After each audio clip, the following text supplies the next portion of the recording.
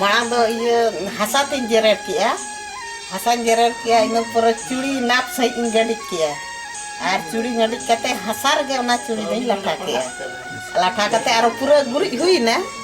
Ar gurik kate mane pura aro rongin lagaw kia. Hasar kanch latha na? Ha pura latha na ado hasa mane oda jerer kia. Ona jerer kate ar hasa ni latha kia. Hasar ge noa do fevicol te do bang. Anu aku do rongin lagaw ta. Fevicol na do fevicol do katha do banu an ha. Ha noa do fevicol do bang. Hasar ge.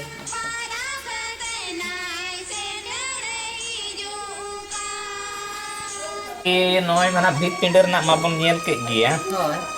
Ado noy noa kut iye rehom mane binaw ka ar moj nyelok kana ado chet leka katem binaw ka. Malang do na lugri re noksan tiar kia. Noa dhare nyel mese na. Onde ye dekha te. To lugri re malang do noksan binaw ki. Hoi. Noa noksa tiar kate malang aro fevicolin latha ta noa kore. Mane pure nongka ge iye ge. Fevicol latha kate balin latha kia. Ar balin latha kate ona chetan re hoi rong te. Ana jalka kan do na do chet kana. Ona do kiring ka ge. Chongkila ona do. Chongkila iye.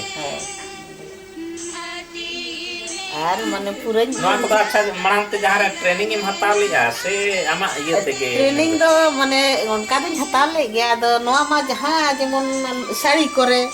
Bang jaha paper re bang kitab kore tahena se ado ona nyel te idea ni. Haba ona ma hoy ge to noy je bali te mendo ye hoy. Noa do mane jaha onka nyel ka hora. Acha.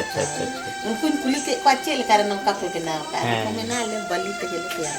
Bali do che le kare latha ado ko na mang fevicol. Fevicol. Ado indo jaha jinis nyel khan mane lagi nokol dare go. Ale hon ni maraj kuri gidra do napay ge noa art ye ko binawa. Hoy. Ar ani talai nyo jahain ha hande ye re Hazaribagh re menaya. Uni ado noa ko chet ako kana ko. Ado manam do inyo ni chet ko chet ako kana. Ado noy ama nyelte aro nito do ye bujhe ya je sari ge noa hom mit art kan ya men. Ini di jahara no kan training ke ar jan ke ge ne lagin chet da ya onka ma de hatare tahe kate man ha onka bai gan. Uni ho onde adi utang ka do bina bada kate agu ka ai. Hande ko bina ko Hazaribagh re. Node hoko chet ako nui ho mission school re padhak kan tahe onde hoko chet ako kan tahe. Uni ho na Jamshedpur ye re jaha inter school ye art re ona re first lena hai. Bhagi ki gan nai anin ke ho mane akaw ye ko ho pese gan. Maraj biti na.